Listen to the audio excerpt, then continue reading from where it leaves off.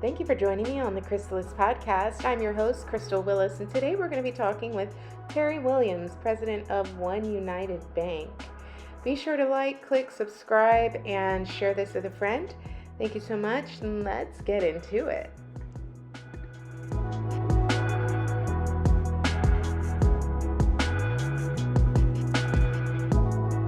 I would like to welcome a very, very special guest to the Crysalis podcast, where we talk through stories, choices, and transformation that will shape us into who we become. I'm Crystal Willis. In today's conversation, we're going to be talking to Ms. Teri Williams, the president of OneUnited Bank. And Teri, thank you so much for joining me today. Oh, thank you for Awesome. So Teri is the president of the nation's largest Black-owned bank and co-host of the Who's Your Ma Honey podcast. And your story reaches far beyond banking. So I want to get into a little bit of that today, including the legacy of your great-grandmother, entrepreneurship, and being a Black woman and everything that encompasses, especially as it relates to homeownership. I know you possess a lot of wisdom and knowledge that are planted in lessons about independence and identity, and I want to dive into all of that. I'm really passionate about creating wealth and taking the route of entrepreneurship. I'm not a homeowner yet, but I have every intention of doing so. A little late in the game, but today we're going to talk through some of that. So let's start with your podcast, Miss Teri. Let's talk about Your Ma Honey. Obviously, it was named after your great-grandmother and your story of getting in touch with your roots.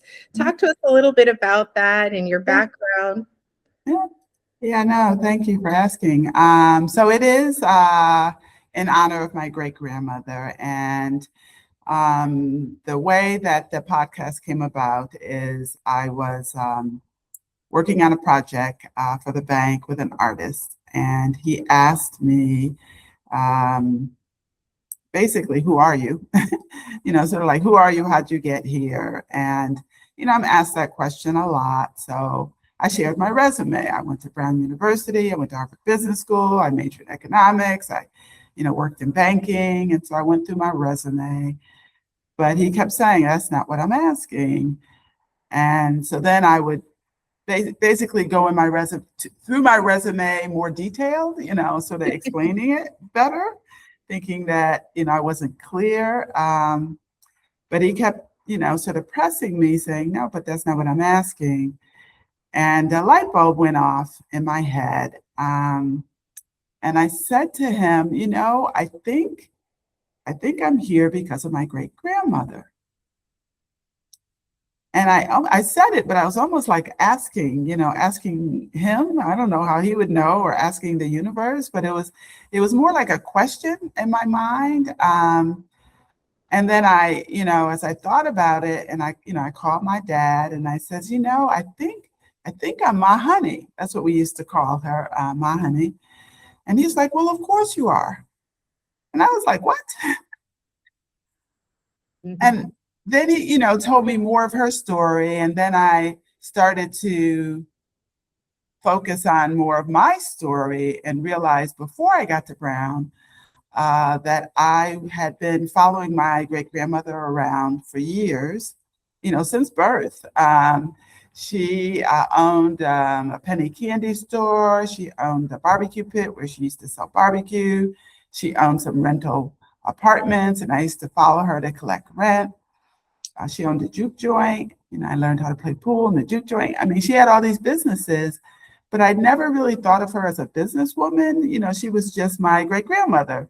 But then I also realized that when I got to Brown, Ivy League, people were, from places that, whether they had gone to prep school or they're, family owned, major companies, that I started to become ashamed of my small town roots, ashamed of my great-grandmother. And when I realized that, because I was like, okay, you just don't forget your great-grandmother, like something's going on here.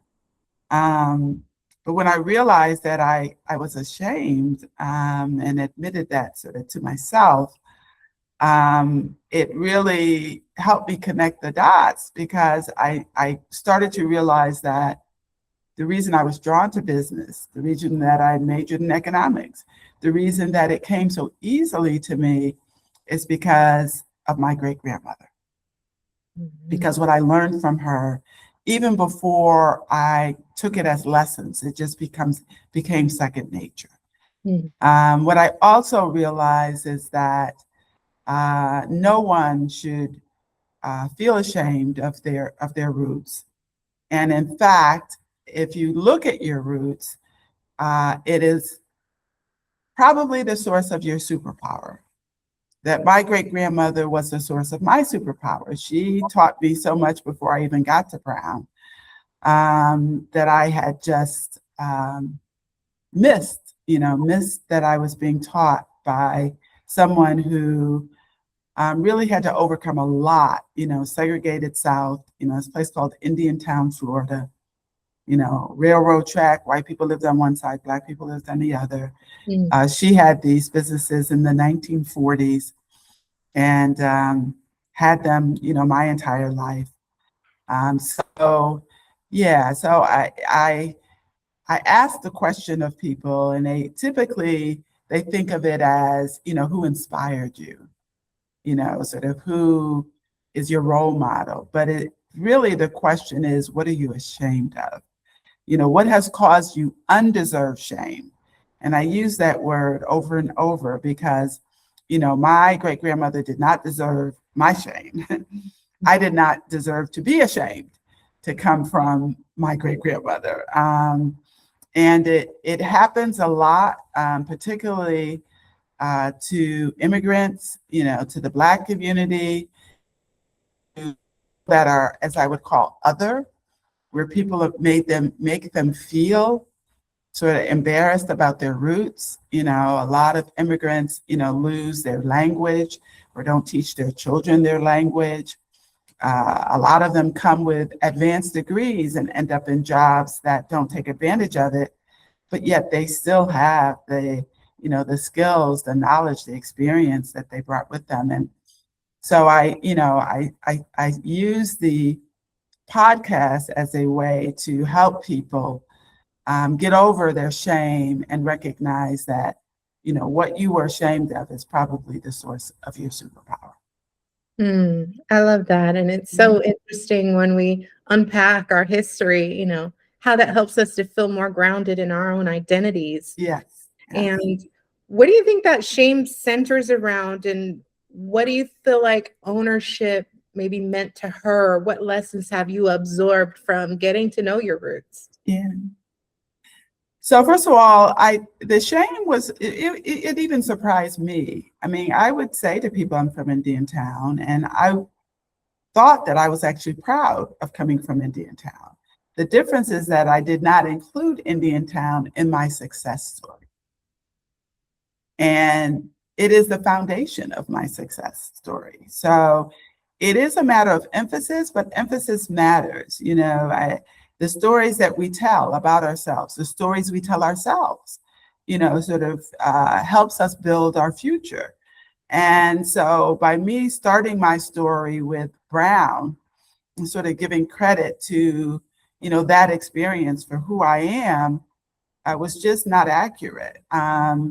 So I had to reframe, sort of one of the psychiatrists used that word, I had to reframe my story, my life story, to one that was more accurate and that really shared my roots. And so now I say that I am Ma Honey's great grandchild. If you ask me, that's I start there. I am Ma Honey's great grandchild.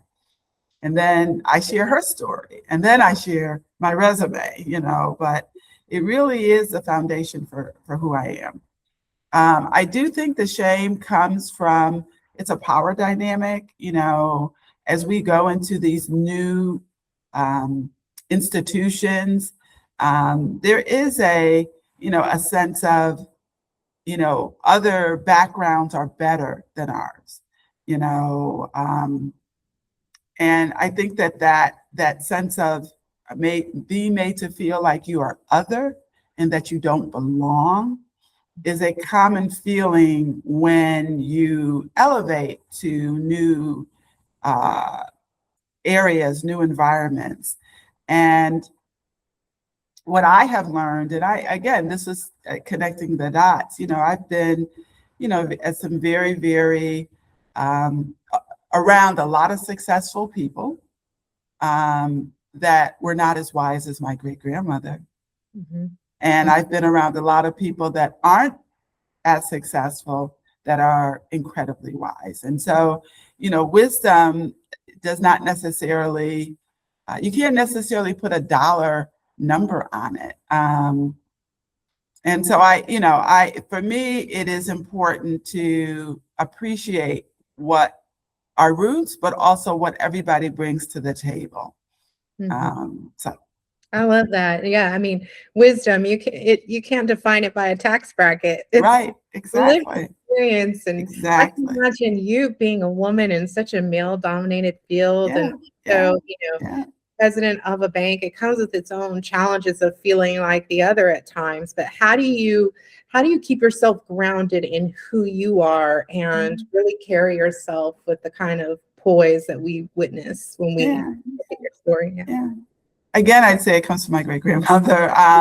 And I say that because, white folks used to come across the railroad track and sit on my great grandmother's porch for hours. And, and the way she carried herself, amongst whoever, she was with, that poise is something that I got from her. I would also say that even though I was ashamed of my roots, I always felt like I belonged where I was. And what I mean by that is I had the wisdom, I knew it, I worked very hard, and I really didn't feel like anyone there had anything on me. I didn't know why I felt that way, but I did. I always felt that way. I couldn't even understand why they weren't getting the lessons that just came natural to me. I was like, I don't get why you all aren't getting this. So it's not as though I lacked confidence. You can be ashamed and still be confident. But there's still something missing. You would be more confident if you address that shame. So I would say that I got my poise. Oops, sorry about that. I got my poise from my great grandmother and being around her in my life. I would also say that, as a community, we have tremendous strength in our community, and we don't define ourselves, based on the same hierarchy. We do recognize wisdom, and we recognize people that may be financially successful but not very wise. Yes, we talk about people that were born on third and think they hit a triple. So they may have inherited wealth, or they may, because they have contacts, been in positions, gotten promoted even, but we can tell that they didn't actually hit a triple, or that they're not that wise. And we're really good at sniffing that out. I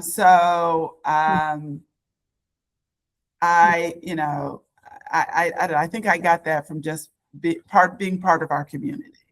Yeah, so you assumed leadership as president, I believe in 1995 of OneUnited Bank, again, one of the largest Black-owned bank in the country.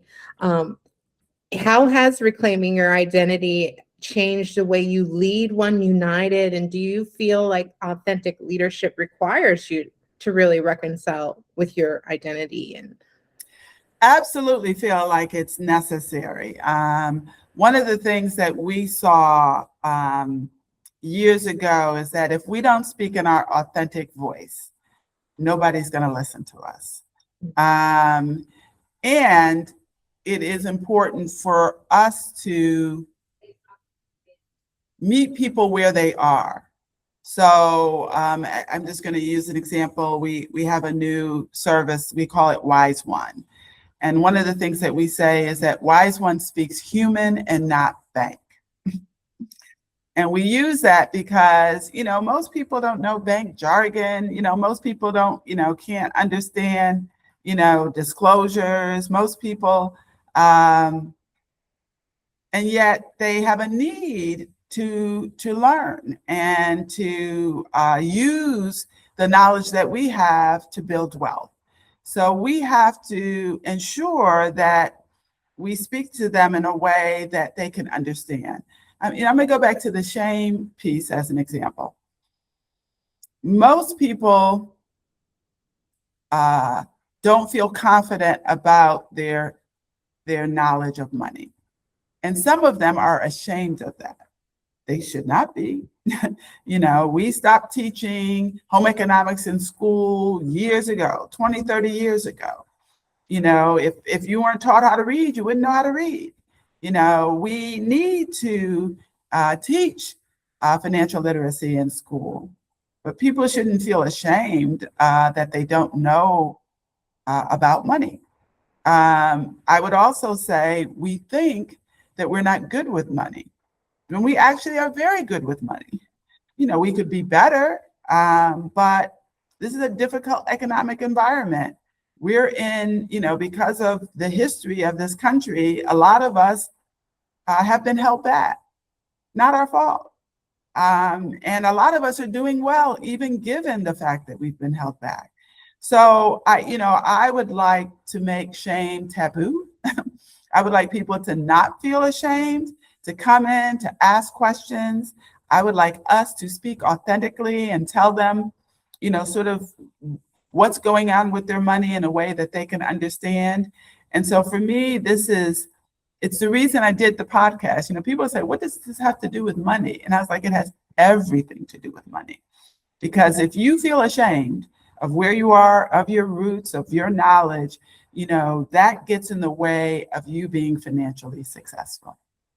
Okay. I can't tell you how excited this makes me and resonates with me. It makes me excited to run to OneUnited and really get transparent with a banker about my situation. But I love this topic. Just how the stories that we tell ourselves and our generational stories impact what we believe about ourselves and, the access to abundance that we allow ourselves to have, whether we feel like we're a victim to our circumstances or that we're empowered in a growth mindset. And so what beliefs about money, Ms. Teri, what beliefs about money, about debt and property do you see passed down in Black families, even when, we're not saying that out loud? Yeah, that's a good question. So one of the things that I think is passed down is that we're not good with money, which is not true. So we need to stop saying that because, or people say, oh, we spend too much. Okay, again, not true. The reason that there's a wealth gap is not because we spend too much. It's because that we haven't had the opportunities and that our income is not commensurate with the jobs that we're doing. If they've done studies on this, if we were paid the right amount that everyone else was paid for a job, there wouldn't be a wealth gap today. If we were able to acquire homes, back when we were excluded because of redlining, there wouldn't be a wealth gap today. So I think we need to first and foremost get over the belief that we're not good with money, because that's not true. I think the other myth, I would say, is that there aren't people. How do I put it? We need to trust ourselves more. Mm-hmm. The reality is, if you look at OneUnited, largest Black-owned bank, but we're very small in comparison to other what are called MDIs, or minority depository institutions. If you look at the Asian American banks, there are several billion, 30 billion. The Latino American, Hispanic American banks are like 20 billion. So, and part of that is because they like doing business with each other. We have this view that their ice is colder. I say that, my kids look at me like I'm crazy because they don't agree with it. They weren't raised that way. But a lot of us were raised that way, that their ice is colder and that there's something not to trust about us, that we're not as good. And the reality is that, if you are a Black entrepreneur or you're a Black-owned business, you have to be twice as good. And so, again, that's a myth that we're not as good. And I'll use OneUnited as an example. We have the best technology in the country.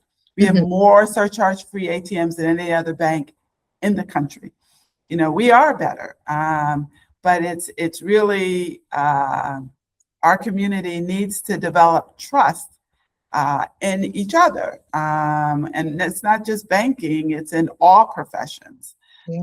So that's and that sort of that goes back to the shame, piece. It's like we're made to feel like we're less than when actually we're more than. Yes.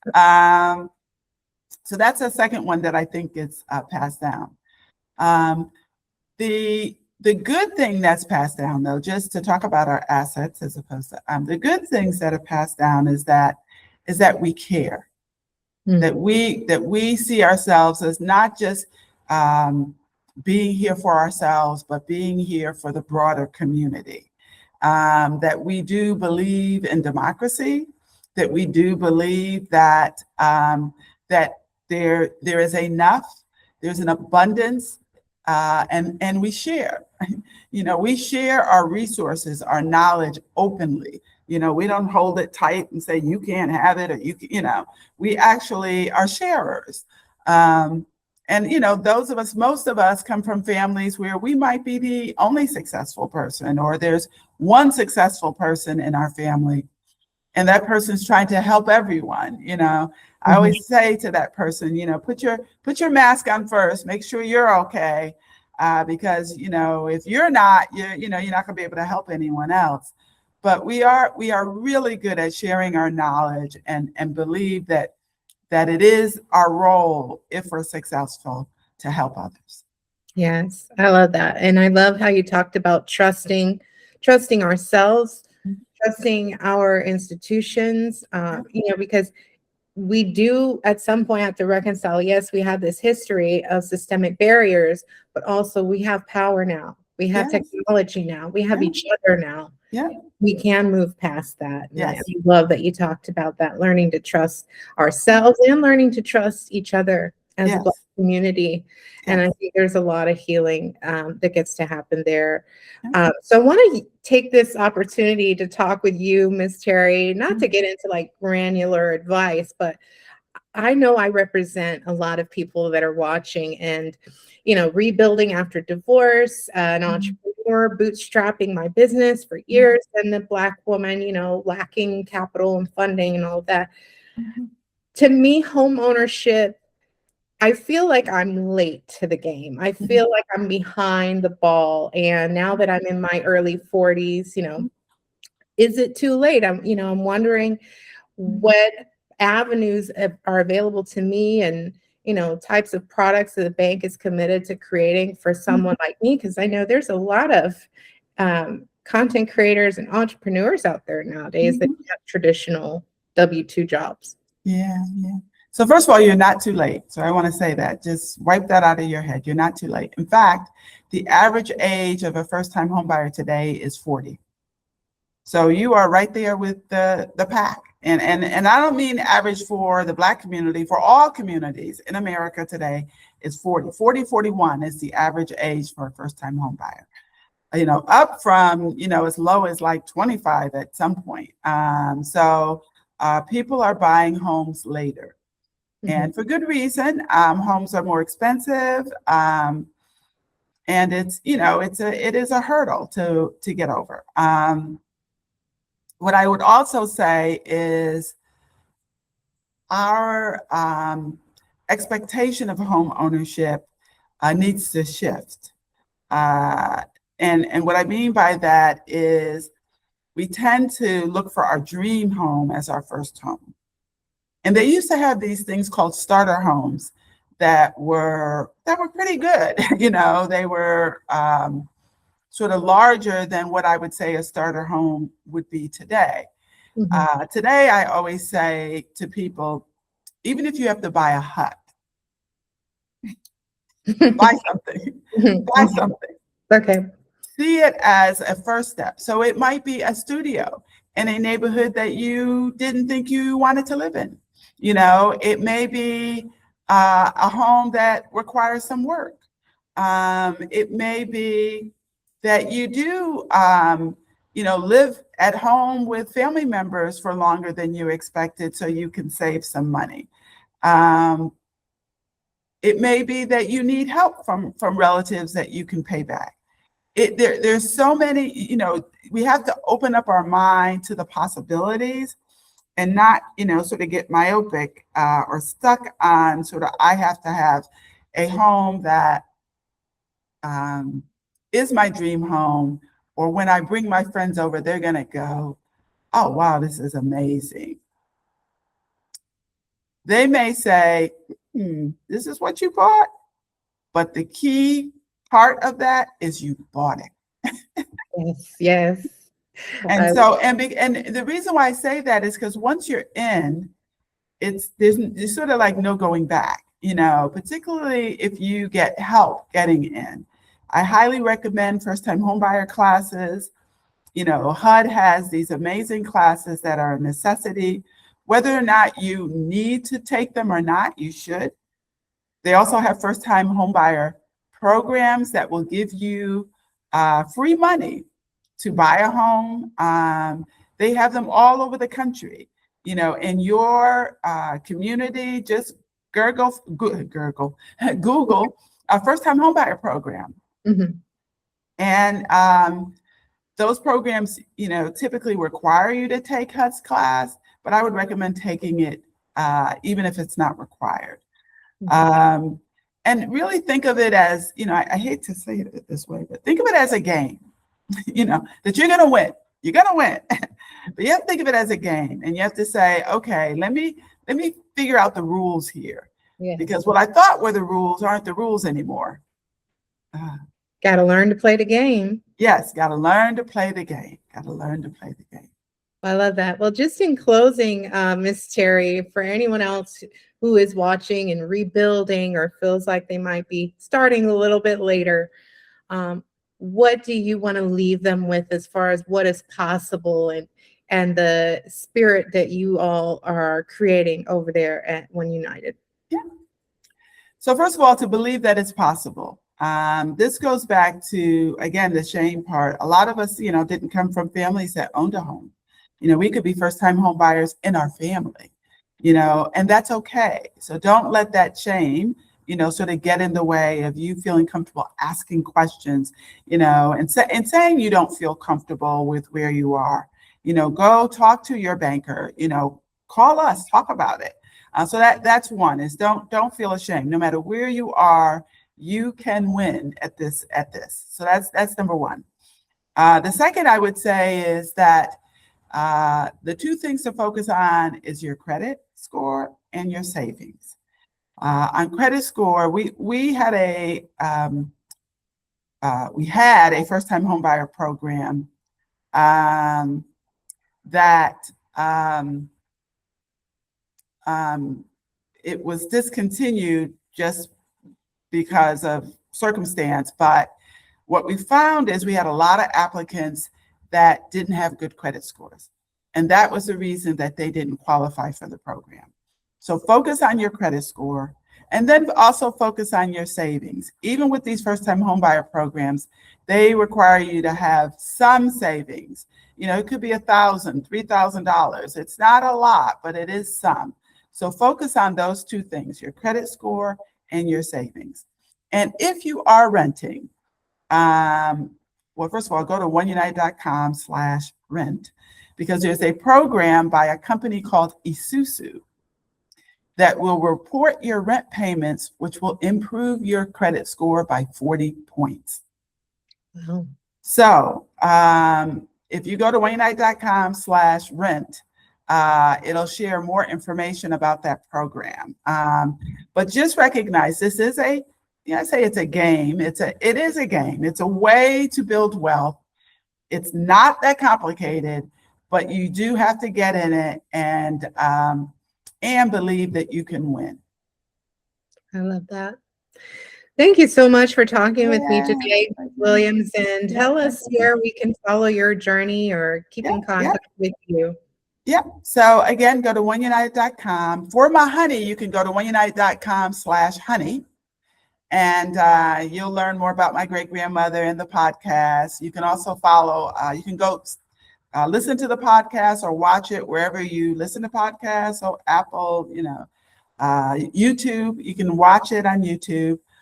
And then in terms of just learning more about OneUnited, you can follow us on Facebook, Instagram. We're there, TikTok, we're there.